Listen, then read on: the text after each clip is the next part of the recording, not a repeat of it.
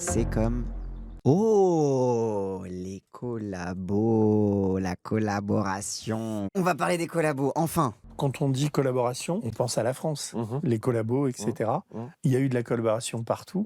Le terme de collaboration, c'est un terme officiel du gouvernement de Vichy, puisque Maréchal Pétain, après sa rencontre avec Hitler à Montoire à l'automne 1940, dit que la France s'engage dans la voie de la collaboration. Mais au-delà de ça, au-delà du cas français et du cas de Vichy, c'est un terme qui a une extension géographique plus large, tu l'as dit, puisqu'il y a eu des gouvernements collaborateurs partout en Europe, dans des zones occupées ou dans des zones sous hégémonie allemande. Pense à la Slovaquie, par exemple, qui n'était pas occupée par le Reich, mais qui, dès 1938, s'est dotée d'un La Norvège aussi, non? C'était des turbo-nazis, je crois. Ou la Suède, enfin bref, les pays du Nord un peu aussi. gouvernement de coopération, collaboration avec Hitler. Donc il y a une extension géographique plus large Oui, et non, c'est la Norvège. il y a aussi une extension thématique. C'est pas que la collaboration politique, la collaboration. Il y a aussi la participation des populations européennes aux crimes nazis, et notamment à la Shoah. Et, les historiens de la Shoah ont très bien montré que le génocide perpétré par les nazis contre les juifs d'Europe n'aurait pas été possible ni pensable sans la participation active de collaborateurs locaux. Typiquement des gens qui savent qui est juif, qui savent repérer, qui savent aller débusquer des gens. Je pense aux travaux de Jan Gross, par exemple, pour la Pologne. C'est un truc aussi qu'on voit, désolé, pardon, je ne laisse pas Chapoutot le faire, je le fais à sa place. Mais des phénomènes qu'on voit de toute façon se développer partout, on voit même jusqu'aux gens qui dénoncent leurs voisins parce qu'ils soupçonnent qu'ils fraudent aux aides sociales. Mais aussi, genre aux États-Unis avec ICE, où il y a carrément une hotline de dénonciation de ton voisin soupçonné d'être étranger, etc. Et ouais, avec ICE, tu as ce phénomène aussi de dénonciation et ouais, où la population se fait le relais de la machine concentrationnaire, on va dire, si ce n'est autre, du régime états-unien, quoi. Mais c'est le cas partout, partout en Europe. Et dernière extension, après la géographique, la thématique, l'extension historique. Il y a une question qui est récurrente sur la passivité, l'absence de réaction, l'absence de pertinence et d'éveil des gouvernements, notamment ouest-européens, à l'égard du nazisme avant 1939, c'est-à-dire avant le début de la guerre. Typiquement, c'est la question de Munich. Comment a-t-on pu être munichois? Comment a-t-on pu céder à Hitler? Ça, c'est le truc. Si vous entendez des Glucksmanniens ou même Enthoven qui disent que Mélenchon est munichois, Mélenchon est dans le syndrome de Munich, etc. C'est un vieux truc d'historien. En gros, le fameux syndrome de Munich, c'est le truc que les centristes opposent toujours à la gauche pour dire que vous avez tellement peur de vous opposer aux grands méchants et de faire la guerre que du coup, vous êtes munichois, du coup, vous refusez la guerre, etc. C'est un truc que j'ai un peu étudié dans les théories de la paix. Parce que c'est un petit peu ce qui a participé de l'antipacifisme français historique, c'est que du coup la paix était associée au renoncement et au syndrome de Munich, et que du coup si tu veux la paix, c'est que tu vas céder aux grands méchants, etc. etc. quoi. Oui, alors que pendant ce temps ils défendent un génocide, c'est eux-mêmes qui sont munichois avec Israël, mais bref, ou plutôt collaborateurs. Mais oui, ça c'est un truc, comment dire... En fait, ça, ce qui m'agace, c'est le fait qu'il soit utilisé de façon aussi... il soit utilisé absolument partout pour justifier tous les trucs de va en guerre, etc. Et même presque de guerre préventive parfois d'ailleurs. Alors que c'est une vraie question et un vrai nœud qui se pose à tout pacifiste. C'est qu'est-ce que tu fais quand la guerre arrive ou alors quand la guerre est sur le point d'arriver, tu vois. Et je trouve que la façon dont c'est utilisé comme invectif politique, ça rend pas assez honneur au vrai débat politique et débat exigeant qu'il y a derrière ça, quoi. Surtout que la diplomatie européenne de l'Ouest s'est écrasée devant les nazis dans mes souvenirs. Oui, totalement, bien sûr. Et cette pente des concessions, des compromissions qui, au fond... Quand commence la guerre, éternelle question, à partir de quand tu riposes? Bah oui, c'est ça, et qui est une question vraiment qui mérite mieux que des invectives de vous êtes des munichois, vous auriez cédé à Hitler, t'es en mode ok, d'accord, bon, ok, est-ce qu'on peut parler sérieusement de la guerre?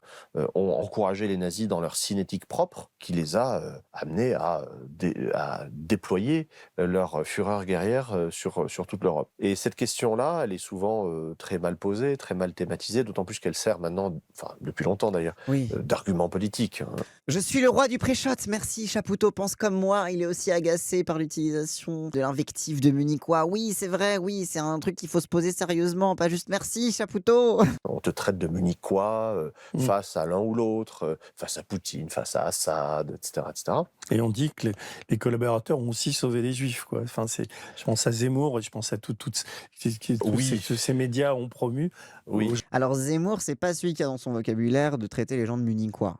Zemmour, il dit pas ça. C'est plus dans un vocabulaire de Glucksmann, Enthoven, Couturier, etc. Mais voilà, on est dans plusieurs falsifications historiques, mais parce que globalement, voilà, la Seconde Guerre mondiale est dans les imaginaires et c'est un peu le point de presque considéré comme un point de départ de notre modernité actuelle, quoi.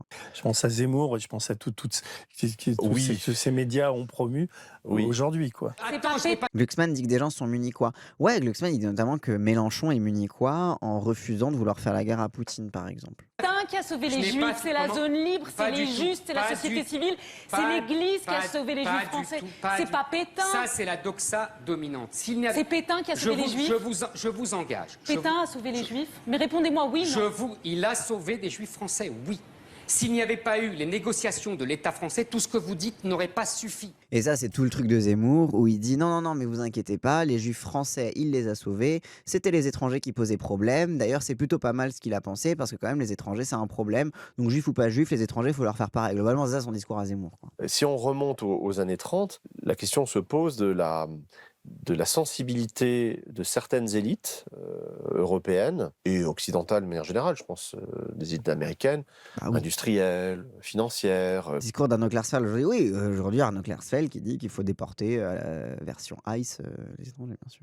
Et sur la pipeline états-unienne, Hitler qui était fasciné par le système des lois Jim Crow, le système des lois ségrégationnistes, et qui ne faisait pas mystère du fait qu'il fantasmait de les importer en Allemagne, etc. Enfin voilà, il y a beaucoup de liens de co-influence entre l'Europe et les États-Unis à ce niveau-là, quoi. C'est la différence entre les Juifs de France qui étaient là depuis Napoléon et qui ont été épargnés, entre guillemets, car ils étaient bien intégrés. Oui, alors qu'ils n'ont pas été plus épargnés.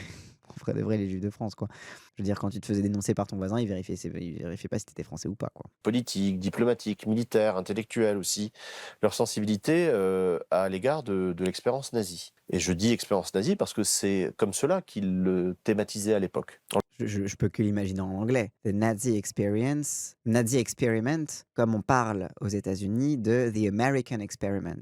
Et The American Experiment, c'est la façon dont on parle de du mythe fondateur des États-Unis, quoi. La grande expérience américaine qui continue encore aujourd'hui et qu'il faut poursuivre, etc. Donc, The Nazi Experiment, ça fait penser à The American Experiment et c'est un petit peu en mode, genre, ça donne un lien de proximité entre ce qu'on veut en tant que fasciste pour les États-Unis à l'époque et ce qu'on admire de ce que font les Allemands à cette époque. En l'occurrence, on voit l'arrivée des nazis au pouvoir en 1933 comme étant un événement problématique, parce que ce sont des nationalistes un peu énervés, qui demandent le réarmement, qui demandent des compensations territoriales. Donc c'est gênant. Effectivement, c'est accueilli avec prudence ou avec froideur.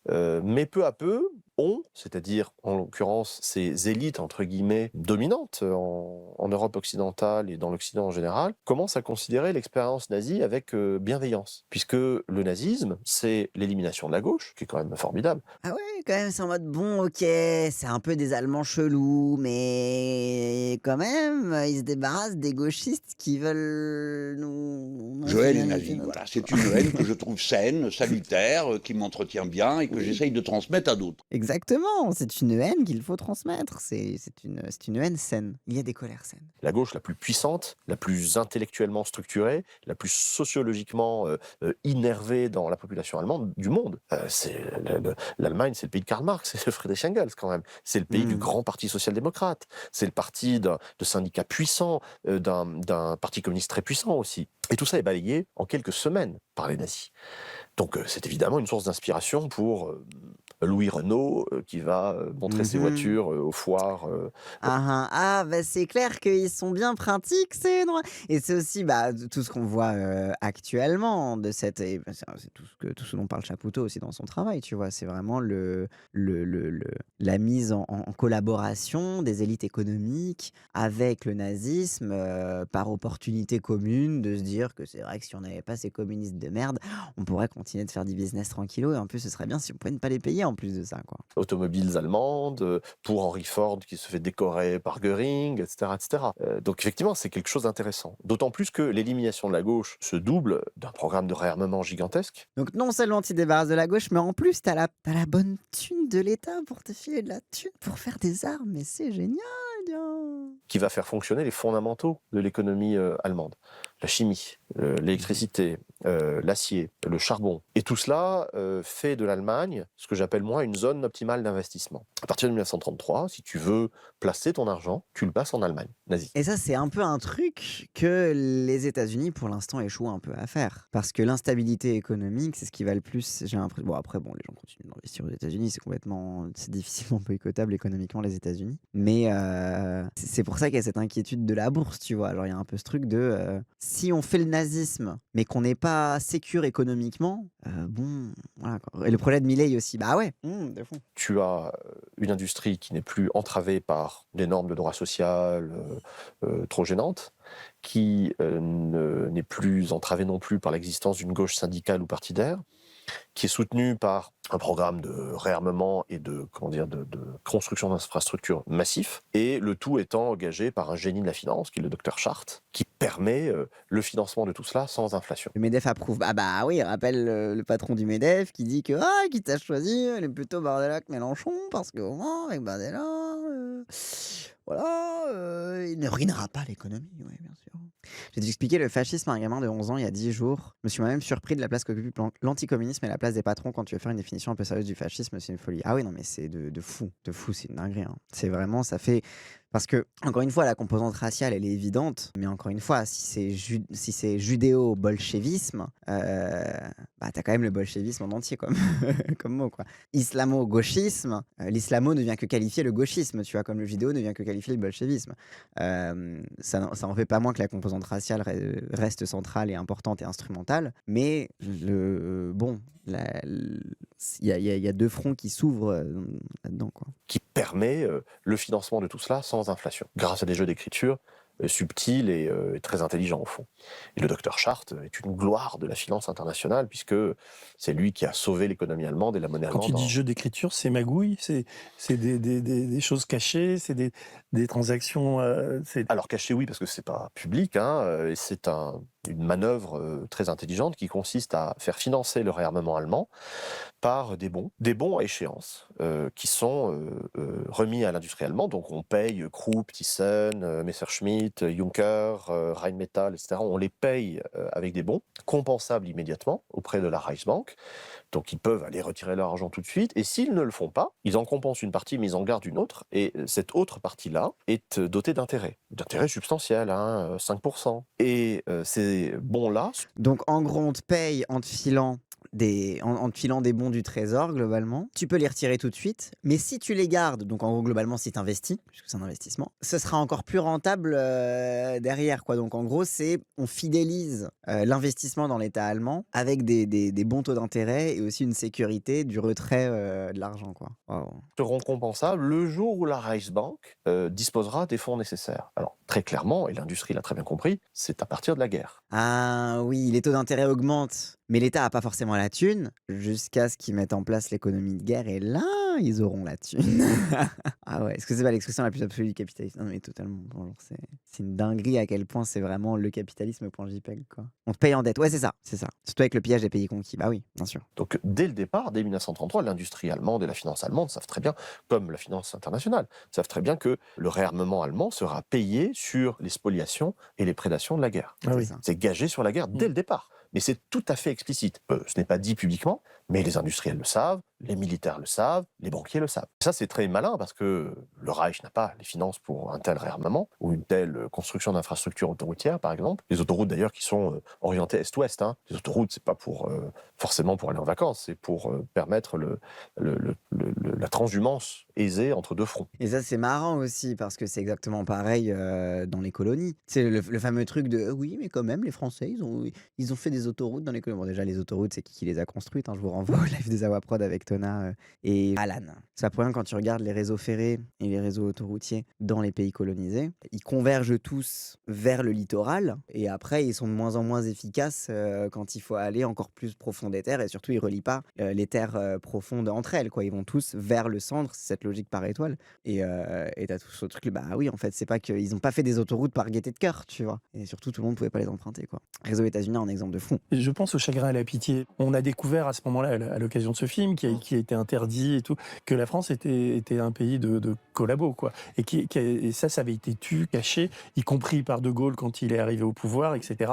Et c'est un film, et puis après c'est des articles et tout ça qui ont permis de savoir ça. Mais comment a-t-on pu, en France, après-guerre, nier ça et comment s'est construit ce mythe de la non-collaboration de la France? Alors le mythe, moi je le Ah oui. définis volontiers comme une fable nécessaire. Le mythe de la France. Ah, intéressant. Oui, fable nécessaire parce qu'on ne pouvait pas ne pas se voir comme des vainqueurs après avoir. Oui. C'est une fable parce que c'est une affabulation, c'est un discours purement inventé, mais nécessaire dans la mesure où on en a besoin pour vivre. On vit tous dans des mythes, on vit tous dans des mythologies, y compris personnelles, qui nous font nous lever le matin, qui nous font vaquer à nos occupations sociales et familiales, etc. Et au niveau des groupes humains, il y a des mythes. Les Grecs l'avaient bien compris.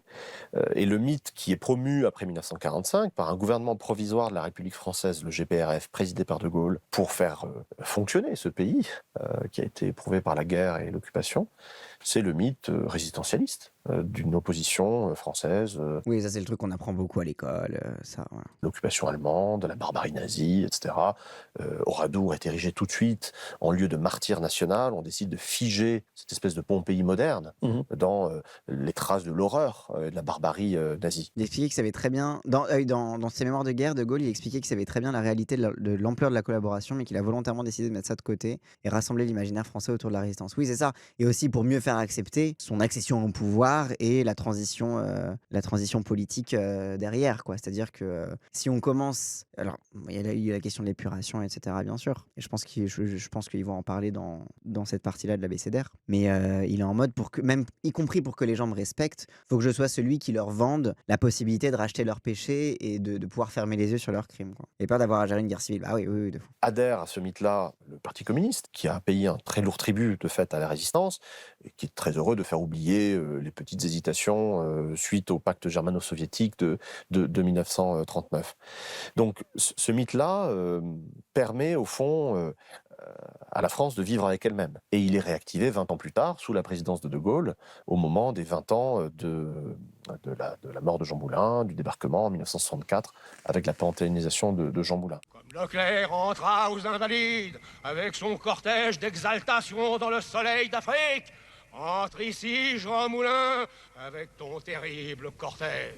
Avec ceux qui sont morts dans les caves sans avoir parlé comme toi, et même ce qui est peut-être plus atroce, en ayant parlé. Qu'est-ce qu'il est beau ce discours. De paradis en chassant si bon la France. Et un film comme Le Chagrin et la Pitié vient contrecarrer ce que l'on appelle aujourd'hui en bon franglais le narratif, c'est ce mythe-là, ainsi que les travaux de Robert Paxton sur Vichy. Oui, parce que rappelle que il n'y a que des historiens américains qui ont pu à l'époque dire non, les Français ont collaboré, les Français ont déporté, et parce que les historiens français pouvaient concrètement pas faire de recherche là-dessus. Mais du coup, le fait que ce soit un historien américain qui le dise a pendant un temps justifié pour la France de dire c'est une attaque de l'Amérique contre la France parce qu'ils voulaient nous occuper et que machin, et que du coup ils disent ça pour dire du mal de nous, etc. Et on a mis du temps à digérer ça, quoi. Oui, c'était censuré à l'époque et tout, oui. D'autant plus qu'on se rend compte que, au fond, les anciens collaborateurs, jusque et y compris à des Waffen-SS, sont au fond très bien intégrés dans la vie française. Christian de la Mazière, par exemple, qui témoigne dans Le Chagrin et la Pitié. Je ne veux pas faire celui qui ne savait pas. Je savais que l'on arrêtait des Juifs. C'est vrai. Qui va ensuite faire des émissions de radio. J'ai le souvenir d'une émission de radio avec Christian de la Mazière, Pascal Horry, Henri Rousseau, sur la notion de collaboration et sur son passé. Et ce type-là, qui est un ancien Waffen-SS, est invité par Patrice Gélinet sur France Inter pour parler de son expérience. La parole des concernés avant tout, voyons. Attends, écoute, hein, il faut bien faire parler les concernés sur ce qui les a concernés. La collaboration, le nazisme. Voilà. C'est incroyable. Sur la nature et les raisons pour lesquelles on collabore, je comprends très bien comment dire, la nécessité financière, entre guillemets, de certains qui se disent plutôt Hitler que Blum, Oui. ce genre de raisonnement qui est purement, on va dire, financier, ce qu'on peut vivre aujourd'hui aussi. C'est-à-dire qu'on voit bien que les milieux financiers et économiques préfèrent, Bah, même si je ne fais pas de parallèle avec le RN, mais préfèrent l'extrême droite à ce qu'ils appellent l'extrême gauche. et même pas que les milieux financiers et économiques. Je sais pas si je vais pré-shot aussi ce que va dire Chapoutot, mais que le gain économique se fait aussi quand tu dénonces ton voisin parce que tu espères récupérer son appart derrière. Ou tu dénonces ton concurrent pour espérer récupérer son fonds de commerce. Donc en vrai, il y a aussi des petits gains économiques ici et là, de petits boutiquiers, de vie tranquille, voilà quoi. Mais il y a aussi d'autres modes de collaboration. Il y a des gens, je pense à Doriot, où il y a des communistes ou des gens de gauche qui vont trouver séduisante l'idéologie, entre guillemets, nazie. Ou quelle était cette proportion? Comment ont-ils pu justifier cette collaboration? Alors, le cas de Doriot est intéressant parce que Doriot, c'est un renégat du communisme, hein. C'est quelqu'un qui était Non, là, on va revenir aux invectives de la gauche française parce que c'était qui avait dit, c'était chez Kirou qui avait dit que Roussel était Doriot, un truc comme ça. Oui, c'est ça, il y a du Doriot chez Roussel. Oui, c'est ça, il y a du Doriot. Elle a pas dit que Roussel était Doriot, elle a dit il y a du Doriot chez Roussel. sur une trajectoire très ascendante au sein de la SFIC et puis du Parti communiste français pour devenir le secrétaire général du Parti communiste français, qui a été doublé par Thorez. Et Doriot a quitté le Parti communiste parce qu'il prônait avant l'heure une stratégie de Front populaire qui a été ensuite adoptée par le PCF. Mais lui, il avait raison avant Thorez, au fond. Et donc c'est pour ça qu'il a quitté le PC. Et il est devenu d'un anti-soviétisme, d'un anticommunisme radical. Donc attends, il était pour l'union de la gauche, il a eu le seum que les gens voulaient pas faire l'union de la gauche, et du coup il a dit fuck ça, je suis plus communiste, je suis anti-soviétique, j'en ai marre, nique la gauche, allez vous faire foutre. Classique grifter, ah ouais, en vrai.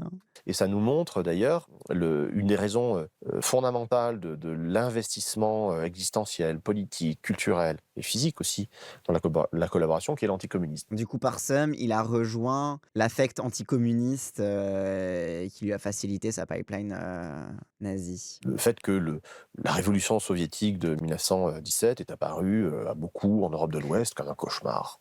Comme la fin de la civilisation, c'était vraiment la contamination par les hordes barbares stépiques, asiatiques, qui allaient déferler sur l'Europe, détruire les églises, détruire la civilisation occidentale.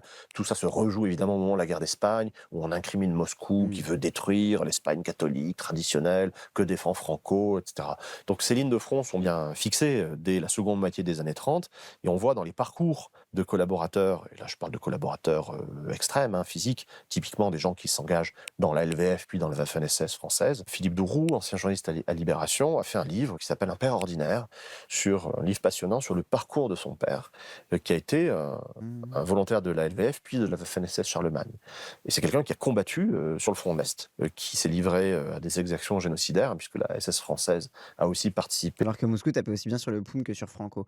Oui, même s'il y avait quand même un soutien un peu de loin, globalement, les Espagnols, ils étaient abandonnés de partout, quoi. Enfin, les Espagnols, les communistes espagnols. Et qui fait partie des derniers combattants de Berlin. Les derniers combattants du dernier carré assiégé par les soviétiques, ce sont des volontaires de la SS scandinave et de la SS française. Vive la France. Ce qui est très intéressant, c'est que Philippe Douroux montre que la motivation principale, c'est l'anticommunisme, doublé d'antisémitisme, puisque les deux sont souvent confondus.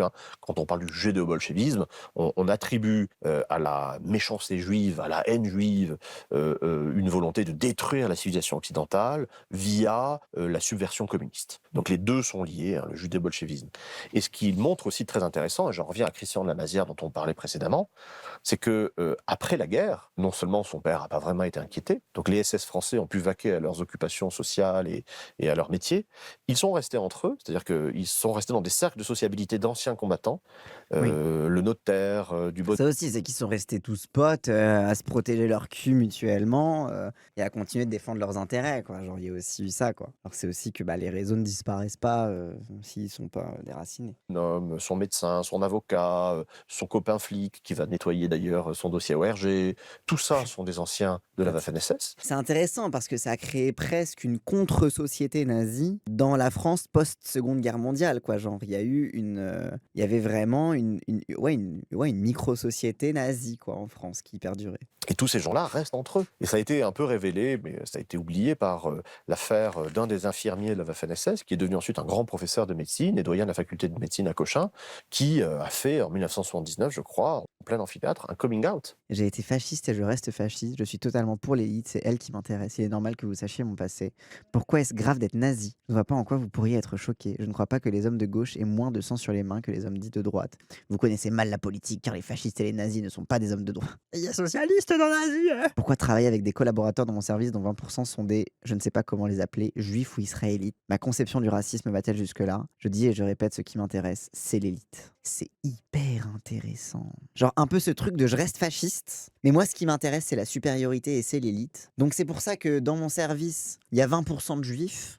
C'est parce que ce qui m'intéresse, c'est l'élite avant tout. Et je fais ça pour l'aristocratie, quoi. Genre presque ce truc où on voit un peu... Et voilà que les nazis, comme on veut c'est ça en mode, moi, arrête de dire que les nazis, c'est les méchants, parce que les communistes aussi, ils ont tué des gens. Mais ça, ce qui compte, c'est dominer avant tout, quoi. Quel que soit ce qu'on domine, ce qui compte, c'est la domination. La domination comme fin en soi, quoi, comme fin en elle-même. Déjà qu'il fasse un pourcentage de juifs dans son service, c'est dire le tiers... Ah oui, de fond. Déjà, il sait exactement combien de pourcents il y a dans son service, quoi. Bref. Je m'en prends les juifs, mais que des numéro 10 dans ma team, c'est la version la plus basée possible des nazis. Bah du coup non, parce que bon, il suffit que du jour au lendemain les juifs soient rayés de l'élite et on reviendra dans le nazisme traditionnel, quoi. Donc dans les postes de responsabilité de la société française, il y a des SS français qui n'ont pas été inquiétés puisque de fait, après la Seconde Guerre mondiale, l'heure est au combat contre le communisme, donc on a besoin de toutes les bonnes volontés. On a besoin des collabos, on a besoin des fascistes, on a besoin des nazis. Ah oui, c'est que après la Seconde Guerre mondiale, il y a quoi? Paf, il y a la guerre froide, donc l'ennemi c'est les communistes. Et c'était qui étaient les experts d'être anticommunistes? C'était quand même les nazis, quoi. Donc bon, c'était quand même bien pratique pour réprimer mai 68 d'avoir quelques nazis dans la team parce que bah c'est leur truc, quoi. Genre c'est leur passion. Oui, comme la Red Scare, comme le macartisme aux États-Unis, etc. Finalement, le nazisme est mort pour maintenir l'anticommunisme bien en vie, au final, quoi. Je veux dire, l'URSS a été bien pratique pour maintenir le nazisme en vie, quoi. Enfin, l'URSS, je dis ça, c'est pas la faute des soviétiques, hein. Mais comme prétexte, oui, plutôt Hitler que le Front populaire, mais au niveau des relations internationales, quoi. Suis l'actualité ou l'actualité politique en France, disons, depuis une dizaine d'années. Est-ce que ta lecture de cette actualité, tu vois assez vite des filiations possibles entre, je pense à Éric Zemmour, je pense à l'histoire du Front National qui a été fondée par la FNSS, à Le Pen et tout. Comment s'est ramifiée cette collaboration pour arriver à la situation d'aujourd'hui? Alors, il y a plusieurs choses dans ta question. Il y a des généalogies et il y a des analogies. Oui, et c'est ça toute la question que visiblement les journalistes de Marianne ne comprennent pas. C'est que tu peux faire donc la généalogie, c'est-à-dire genre qui est issu de quel mouvement, avec quel truc qui reste stable dans l'histoire sur l'anticommunisme, sur les trucs comme ça, etc. Donc quels sont les impondérables qui continuent et qui se poursuivent dans l'histoire. Donc ça c'est la généalogie. Et l'analogie c'est est-ce que tu peux comparer tel truc qui est de notre époque avec tel truc qui était de l'autre époque, genre le domaine de la comparaison, qui est un peu plus touchy mais qui peut se faire, hein, qui n'est pas interdit en histoire, by the way, ni dans aucune des sciences politiques. C'est juste qu'il faut le faire avec beaucoup de pincettes et en justifiant énormément. Et c'est deux aspects un petit peu où le FN t'as de la généalogie, Zemmour t'as de l'analogie par exemple. La généalogie, tu l'as cité, c'est la fondation du Front National au début des années 70, où tu as au fond tous les reflux de l'histoire, hein, qui se retrouvent, les ressacs de l'histoire qui se retrouvent dans cette fondation-là. Tu as des anciens OS, tu as des anciens SS, tu as des anciens miliciens qui fondent le Front National. Ça se voit que c'est des nazis sur la photo. Ouais, je trouve que ça se voit un peu. Genre, tu sais, je vois cette photo, je m'imagine pas que c'est des trotskistes, quoi. Le Front National. Donc c'est l'histoire du pétainisme, de l'Algérie française, de la collaboration avec le nazisme qui se retrouvent et qui crée la raison sociale de l'extrême droite encore aujourd'hui. On a même vu à la mort de Jean-Marie Le Pen qu'il y avait un retour en grâce de la figure de Jean-Marie Le Pen.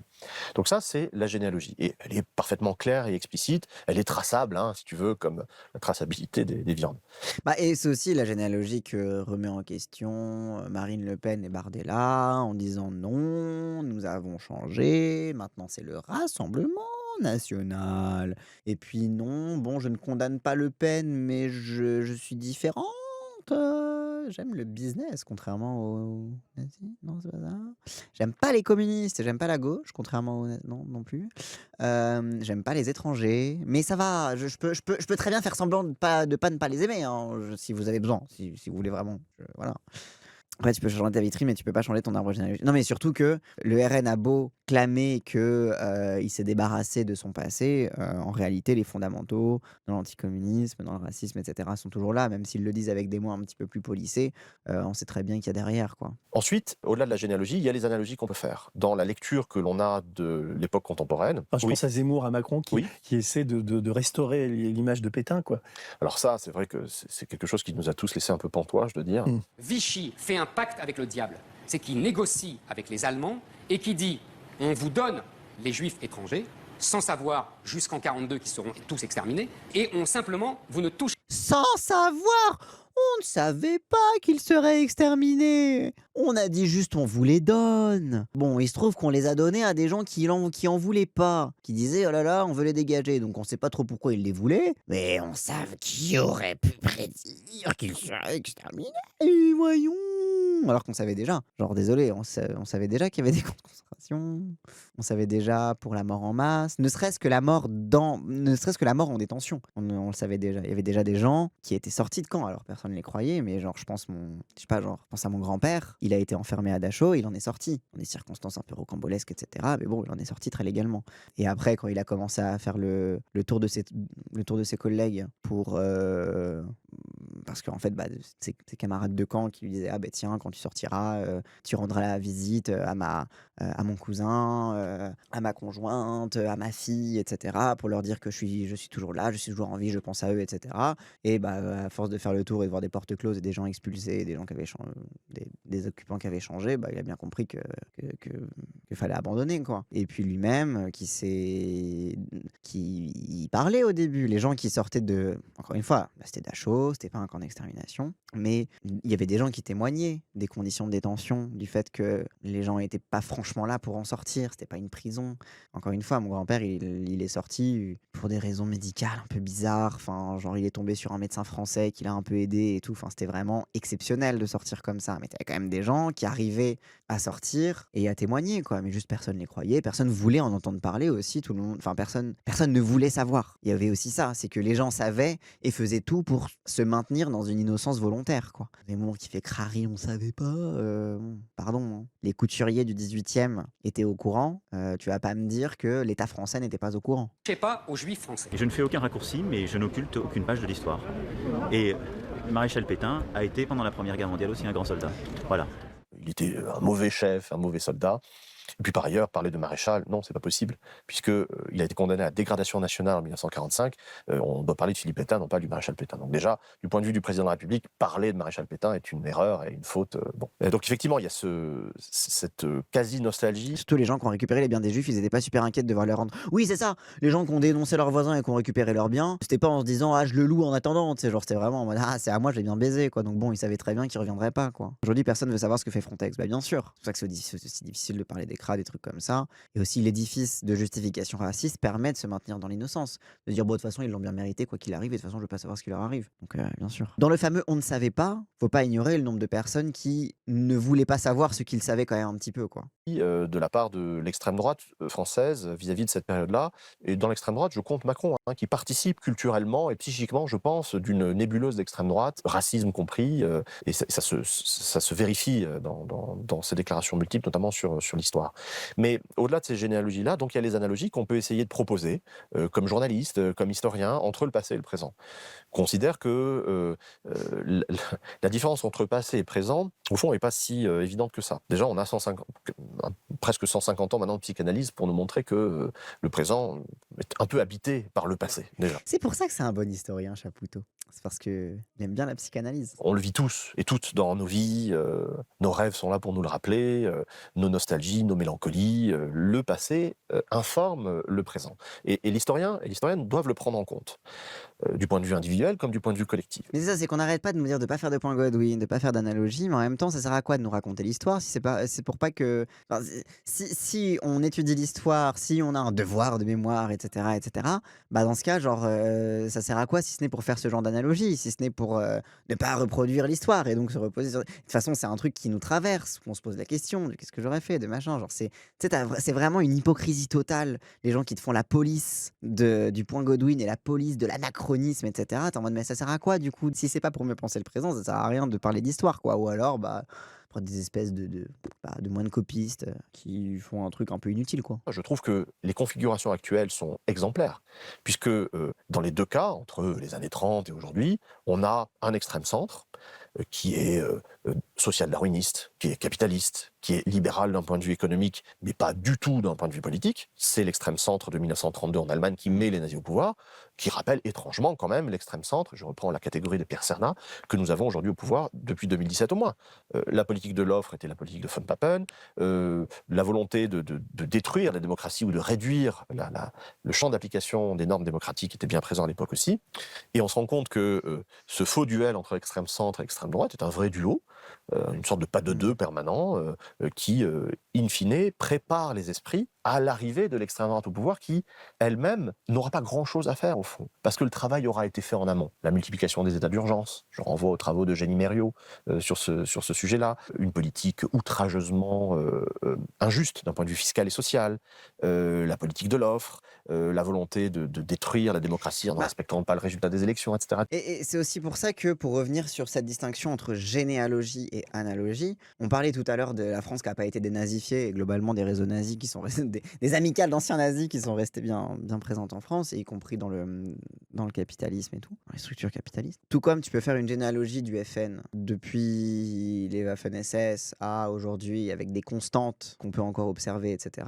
Bah de même, il y a aussi une généalogie très claire du capitalisme et des causes qui ont amené la montée de l'extrême droite et d'Hitler au pouvoir à l'époque. Tu vois, la même généalogie économique, de logique brutale et antidémocratique propre à ce qu'on considère comme le capitalisme et l'entreprise moderne, bon, avec un petit aggiornamento entre-temps qui s'appelle le néolibéralisme, mais bon, globalement, c'est une continuité aussi. Et en fait, c'est aussi pour ça que parfois, quand on nous reproche de faire une comparaison anachronique entre deux époques, bah en fait, simplement, non, mais c'est juste que la généalogie ne se situe pas là où vous le pensez. La généalogie se situe dans ce qu'on identifie des causes. Alors, on peut ne pas être d'accord sur les causes, mais elle se situe là, la généalogie. Elle ne se situe pas sur les nazis d'hier sont restés et sont devenus les nazis d'aujourd'hui. Non, mais c'est que les gens qui ont permis les nazis d'hier sont aussi restés.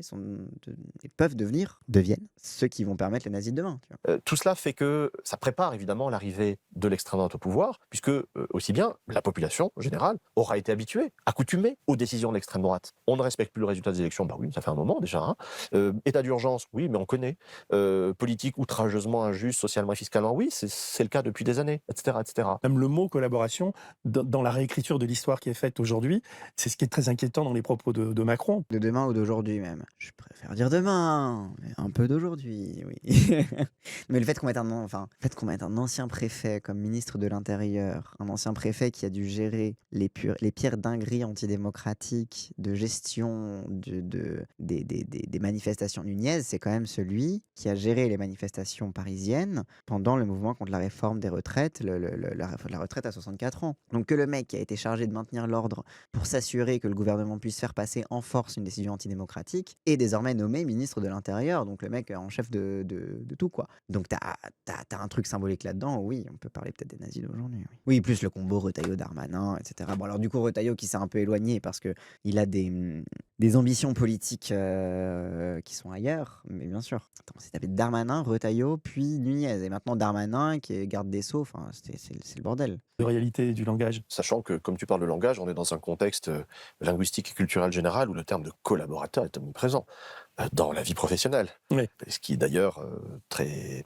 intéressant du point de vue de la conception des rapports de pouvoir dans l'entreprise et de la manière dont on va faire passer la pilule, la subordination, en te disant non, mais tu n'es pas mon subordonné, tu es mon collaborateur. Oui, c'est aussi ça, c'est que moi, c'est vraiment un des trucs qui m'avait le plus matrixé quand je me politisais, c'était de montrer l'entreprise non pas comme l'entreprise qui est ce qu'elle doit être, quoi, mais l'entreprise comme un espace d'abolition de la démocratie. Et c'est en mode, bah oui, l'entreprise n'est pas démocratique, et à partir du moment où t'as un Macron qui dit qu'il veut gérer la France comme une entreprise, et en mode, du coup, quoi, les citoyens s'étaient subordonnés? Qu'est-ce que ça veut dire? Et en fait, le truc que la matrice même du capitalisme, l'organisation quotidienne de la société, est déjà une organisation autoritaire, puisqu'elle échappe à toute démocratie, des travailleurs dans l'entreprise. Parce que si vous y réfléchissez, on va dire si, il y a de la démocratie dans les entreprises parce que il y a encore t'as encore le droit de te syndiquer. T'as qu'à rentrer dans un syndicat et puis c'est le dialogue social, etc.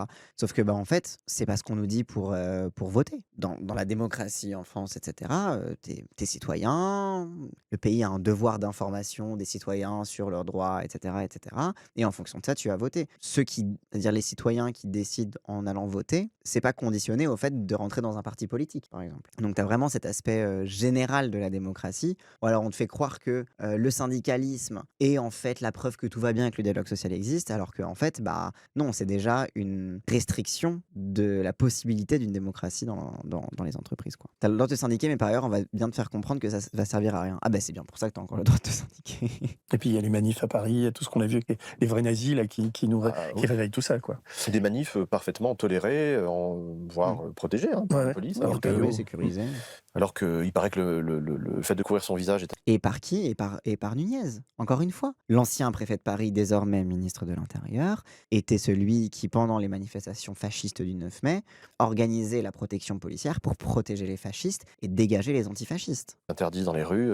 De fait, on a des néo-nazis qui défilent masqués sans que les policiers les interpellent.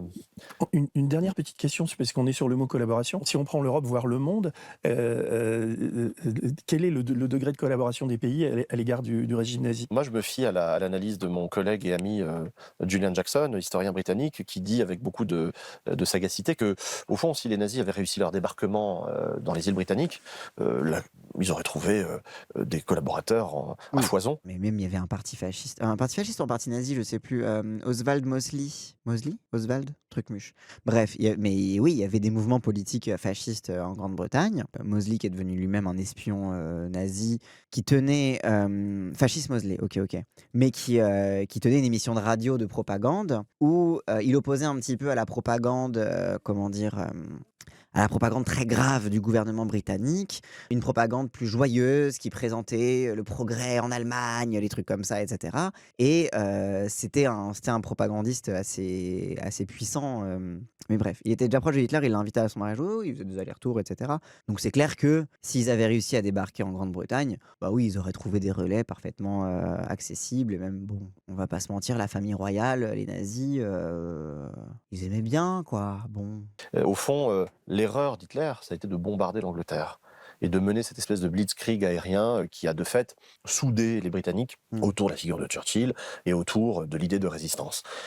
Si les nazis avaient été plus habiles... Et surtout que comme c'était une politique systématique de bombardement qui était aussi sur les populations civiles, t'avais ce pari, je cite tout le temps le bouquin de Thomas Hippler, Le gouvernement du ciel, une histoire globale des bombardements aériens, qui parle des personnes à l'époque qui théorisaient le bombardement aérien comme des trucs de pacification. Et ce qui était théorisé à l'époque, c'était de retourner les démocraties contre elles-mêmes et de retourner les dictatures contre elles-mêmes aussi. C'est-à-dire qu'en gros, un pays qui méprisait son peuple et qui était antidémocratique, si tu bombardais son peuple, t'allais encourager son peuple à se révolter contre ses chefs.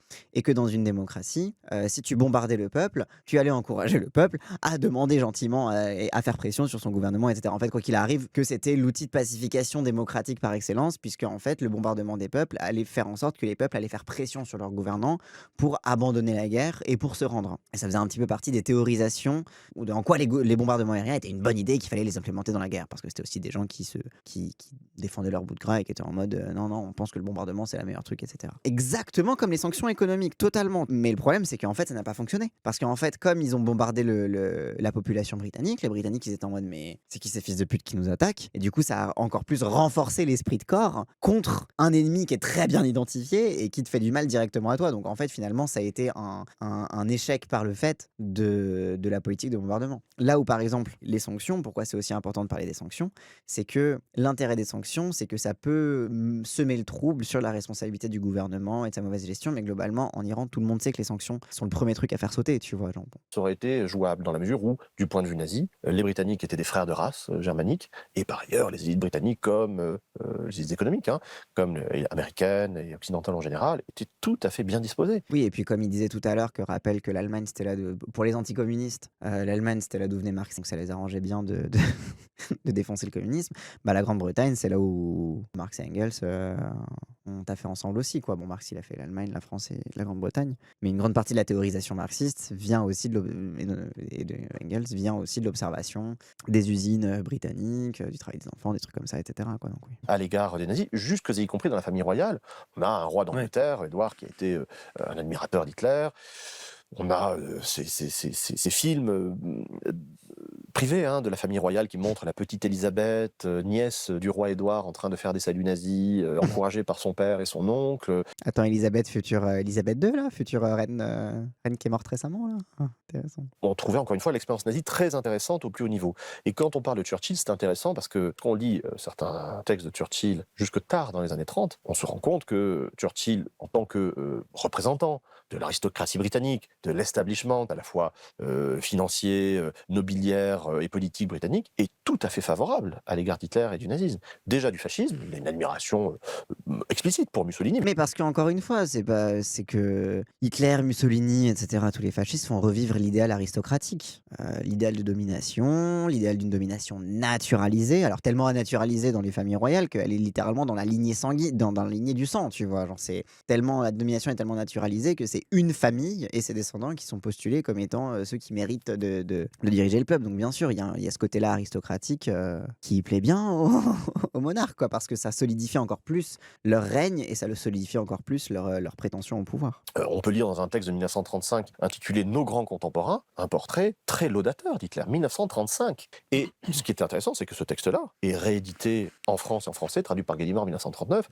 Churchill était suffisamment francophone et francophile pour surveiller la traduction et il a laissé publier ça en 1939 en disant qu'il fallait attendre, il ne fallait pas précipiter. Oui, donc ce que tu dis sur les bombes et la blitzkrieg, c'est ce qui a inversé la tendance.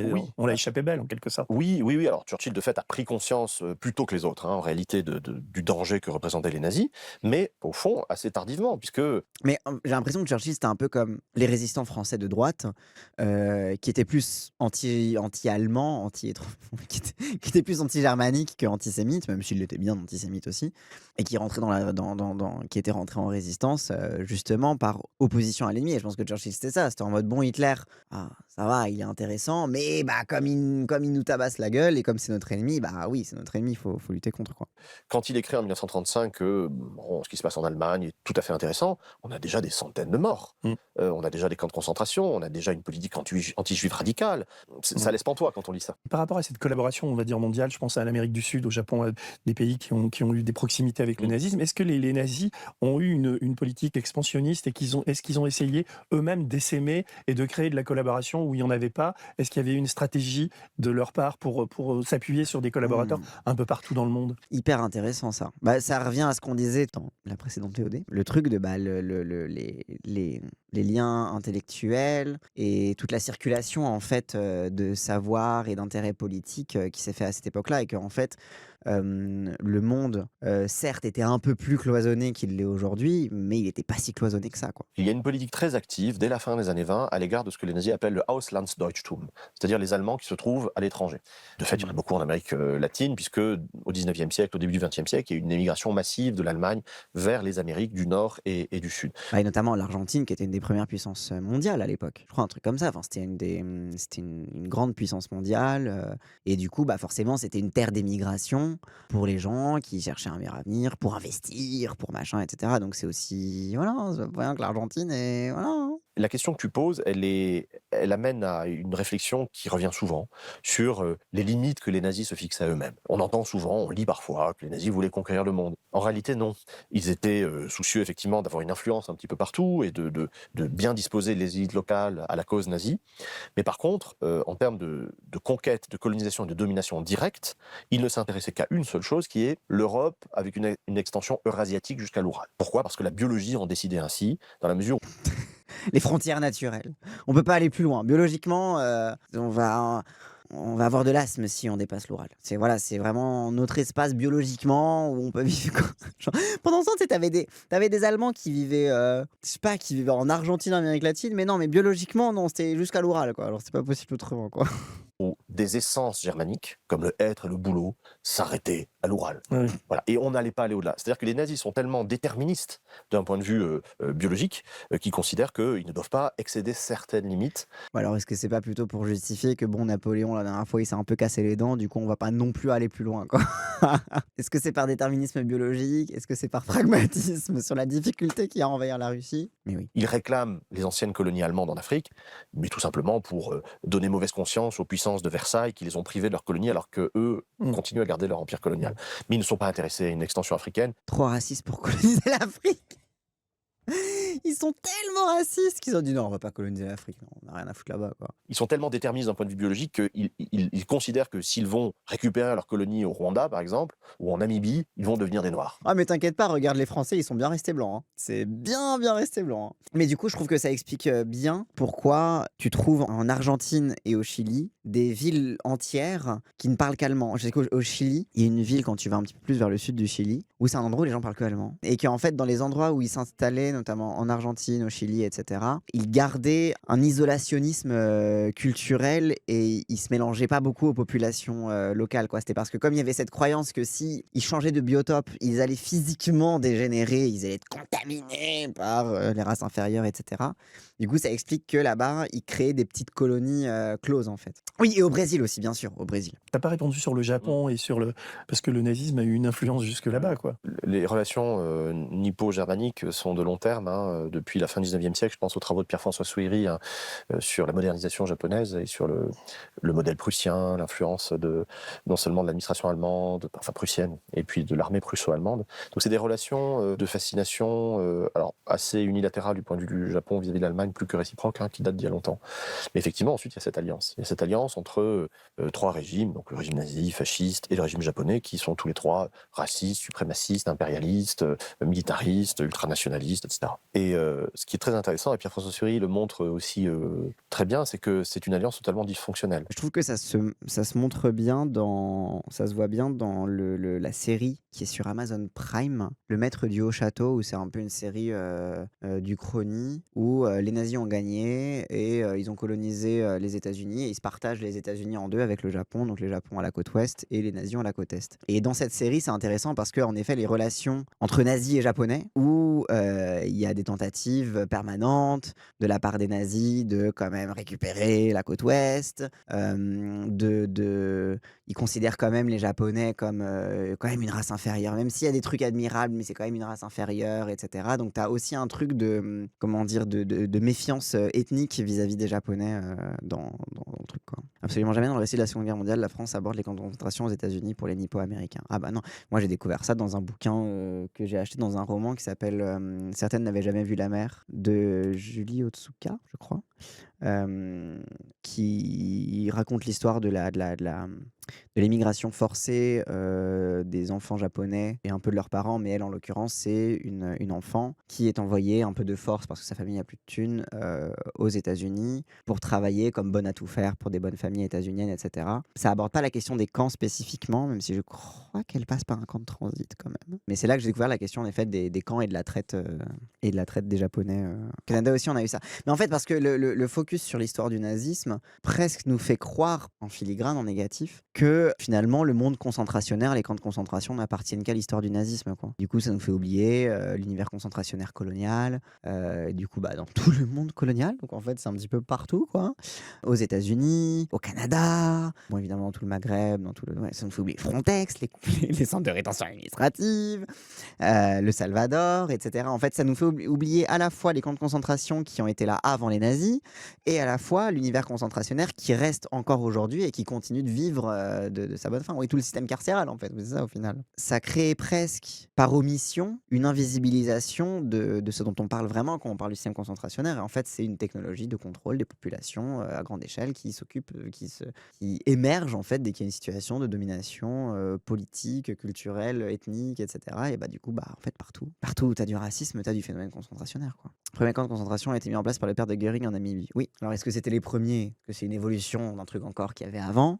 Mais oui, bien sûr, c'est la logistique spécifique a été pensée dans les colonies en Afrique. On avait des camps en France avant les nazis, on les a pas construits juste pour la collaboration. Bah oui. Ouais, le génocide des héros. Mais c'est ça aussi, tu vois, le truc de le premier génocide du XXe siècle, c'était en Namibie, quoi. Quand le Japon attaque Pearl Harbor, ce qui est une décision un peu importante d'un point de vue géopolitique, les nazis sont informés très tardivement, voire à la dernière minute. Ils ne sont pas prévenus, c'est pas concerté. Première chambre à gaz d'ailleurs.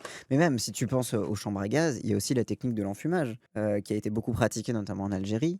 Pendant la conquête de l'Algérie, par Bugeaud, où les résistants, notamment en Kabylie, parce qu'une grosse partie du front de la conquête de l'Algérie s'est faite dans les montagnes, parce qu'en fait quand tu arrives en Algérie, tu arrives très vite sur les montagnes, quoi, où c'est beaucoup les Kabyles. Et en fait, tu avais cette technique de concentrer les gens dans les grottes et de les enfumer jusqu'à la mort, etc. En fait, c'était un truc où la conquête de l'Algérie s'est faite aussi par l'expérimentation des différentes façons de mise à mort de masse, sans faire dans le détail, quoi. Et après, tu peux encore remonter aussi à la colonisation de l'Amérique latine, à tout ça, tu vois. Genre, en fait, c'est que globalement, toute l'histoire coloniale est imprégnée des réflexions de la part des colons de comment on met en place une mise à mort de masse des populations indigènes qu'on a envie d'exterminer et de remplacer, quoi. Et dont on vole les terres, etc.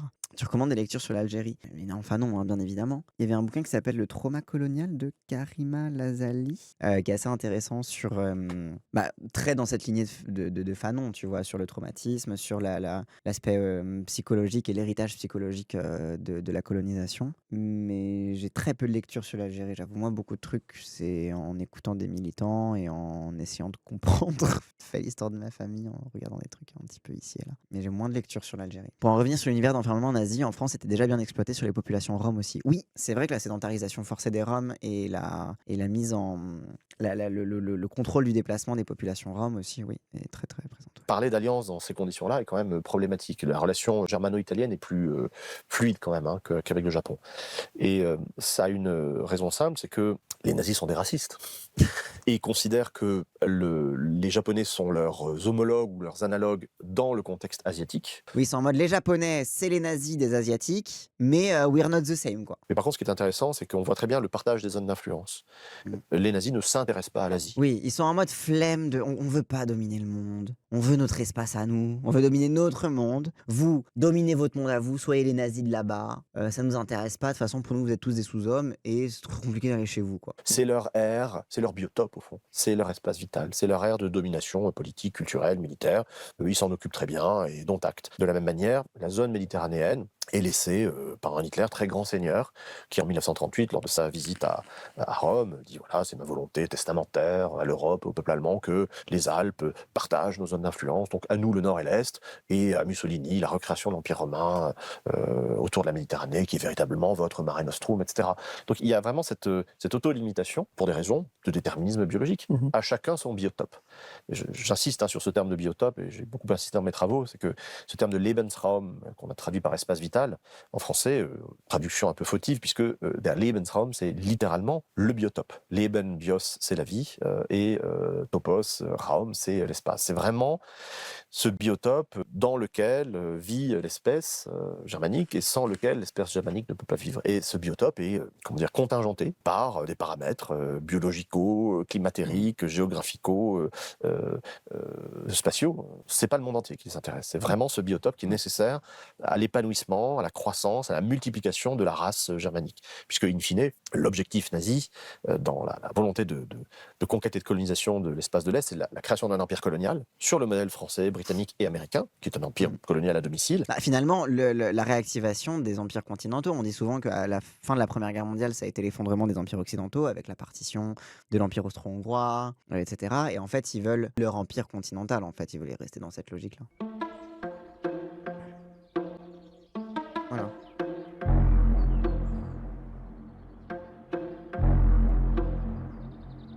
Et je suis trop content de ce format de Blast. C'est une usine à tunnels. Je suis trop heureux. Et voilà.